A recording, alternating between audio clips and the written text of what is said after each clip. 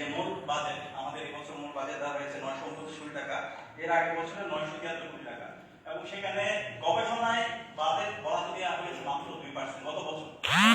জানতে পারলাম কোনো জন্য আমাদের বরাদ্দ দেওয়া হয়নি। এটা জাতি হিসাবে এটা আমার জন্য একটা কালেকটিভ ফেলিওর, একটা লজ্জার বিষয় যে বিশ্ববিদ্যালয় জ্ঞান উৎপাদন করবে, সারা দুনিয়াব্যাপী নেতৃত্ব দিবে, সেই বিশ্ববিদ্যালয়ে গবেষণায় কোনো বরাদ্দ দেওয়া হচ্ছে না।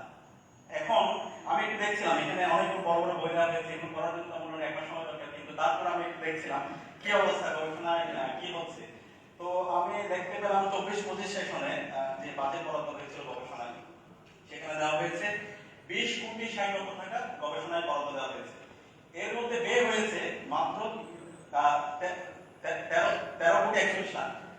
বরাদ্দ ছিল 20 কোটি 60 লাখ টাকা, আর খরচ হয়েছে 13 কোটি 41 লক্ষ টাকা, ল্যাব হয়েছে 7 কোটি টাকা।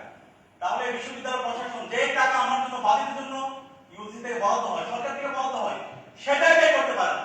আবার আমরা বলছি আমাদের যে বাজেট, আমরা বাজেট পাচ্ছি না, বাজেট যা পাচ্ছি সেটা আমি ব্যয় করতে পারছি না। তো এটা আমি আগে যে প্রশাসন, আমি তাদের কাছে প্রশ্ন করতে চাই, এবং এটার সাথে যারা জড়িত ছিল আমাদের নিশ্চয়ই এটা আইডেন্টিফাই করে সেটা বের করা দরকার। এবং এই বছরে 2026 সেশনে যে প্রকৃত ব্যয়, সেই প্রকৃত ব্যয় আমি মার্চ পর্যন্ত দেখছিলাম, সেখানে আমাদের এই বছরের গবেষণায় বরাদ্দ ছিল 21 কোটি 57 লাখ টাকা। তো মার্চ পর্যন্ত ব্যয় হয়েছে মাত্র 124 কোটি টাকা। এখানে খাতায় ব্যাখ্যা দেওয়া আছে 1 কোটি 24 লক্ষ টাকা।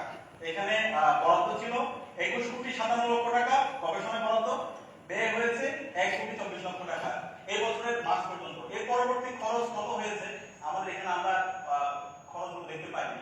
এখানে প্রস্তাবনা দেওয়া হয়েছে, কিন্তু প্রস্তাবিত বাজেটে গবেষণায় কতটুকু ব্যয় হয়েছে 25-26 সেশনের অর্থ বছরে সেই ব্যাখ্যাটা দেওয়া হয়নি। তো সব মিলিয়ে আমাদের কাছে প্রথম যে প্রস্তাবনা, যে গবেষণায় যে বাজেট আসছে সেটার সুষম বন্টন যেন হয়, সেটা যেন শিক্ষার্থী এবং বিশ্ববিদ্যালয়ের শিক্ষক যারা গবেষণা করতে চায়, যারা বিজ্ঞান প্রযুক্তি শিল্প সাহিত্য সংস্কৃতির মাধ্যমে আমাদের বিশ্ববিদ্যালয়কে একটা অন্য উচ্চতায় নিয়ে যেতে চায়, তারা যেন ঠিক ডিস্ট্রিবিউট হয়, যেন আগের মতো করে এটা যেন হচ্ছে না হয়। একই সাথে এখানে পুরো বাজেট আমরা দেখলাম ডাকসু শিক্ষার্থীদের নির্বাচনের প্রতিনিধি, কিন্তু ডাকসু নির্বাচন, আগামী নির্বাচন কেন্দ্রিক বাজেটে এখানে কোনো ধরনের সুস্পষ্ট ব্যাখ্যা দেওয়া হয়নি, কত খরচ হবে সেটা আমাদের পরিষ্কার না। তাহলে এই মাধ্যমে আমরা ধরে নিচ্ছি সে আবার নির্বাচন আগে যেভাবে বন্ধ করে দেওয়া হয়েছিল, বিভিন্ন ধরনের বাজেট গ্যাপ, বিভিন্ন ধরনের এখানে দায় দিয়ে সেই ধরনের দিকে আমরা যাচ্ছি কিনা সেটা আমরা আজকে মাননীয় সভাপতি উপদেষ্টার কাছে জানতে চাই। আমরা আশা করবো এখানে বাজেটের আমাদের নির্বাচনের সামগ্রিক বাজেট এবং ডাকসু ওভারঅল পরিচালনা করার জন্য আমরা এখন পর্যন্ত শিক্ষার্থীদের নির্বাচিত প্রতিনিধি হিসাবে শিক্ষার্থীদের কাজ করার জন্য আমাদের যে বাজেট দেওয়া দরকার সেটা এখন পর্যন্ত আমাদের দেওয়া হয়নি।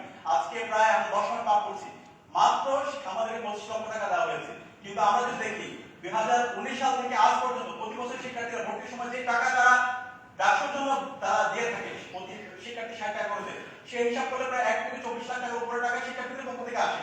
সেই শিক্ষার্থীদের টাকাটা পর্যন্ত আমাদেরকে এখন পর্যন্ত দেওয়া হয়নি। তাহলে বিশ্ববিদ্যালয় যদি আমাদের সাথে শিক্ষার্থীর সাথে জুলুম করে, আমরা যাবো কার কাছে? এবং এই সাথে আমরা দেখতে পাচ্ছি, আমরা আমাদের এই জায়গাতে আমরা সারা দিন, আমি অক্সফোর্ডে গেছি, ক্যাম্পাসে গেছি, সেখানে দেখতে পেয়েছি এই গবেষণায় তারা 25-30% তাদের ওভারঅল বরাদ্দ তারা বাজেট দিয়ে থাকে। এবং এখানে শিক্ষার্থী এবং ছাত্রদের সবচেয়ে ভালো সম্পর্ক, ওইখানে শিক্ষক এবং শিক্ষার্থীদের মধ্যে এই রিলেশনশিপটা আরো বিল্ড করার জন্য এবং শিক্ষার্থীদের জন্য আগামী দিনে তাদেরকে প্রস্তুত করতে পারে সেখানে teacher assistant, research assistant system চালু আছে। কিন্তু আমাদের এই বিশ্ববিদ্যালয় আমরা এখন পর্যন্ত সেটা চালু করতে পারি। আমার প্রস্তাবনা থাকবে আমরা এবার যেন সেই রিসার্চ অ্যাসিস্ট্যান্ট সিস্টেম আমরা চালু করতে পারি এবং কমপক্ষে আমরা যেন 1000 শিক্ষার্থীকে এই ফ্যাসিলিটির আওতায় নিয়ে এসে এবং এখানে একটা স্ট্যান্ডার্ড আমরা একটা বরাদ্দ রেখে আমরা আমাদের বিশ্ববিদ্যালয়ের শিক্ষা ঢাকা ইউনিভার্সিটিকে এটা পূর্ণাঙ্গ একটা একাডেমিক ইনস্টিটিউট হিসেবে বিবেচনা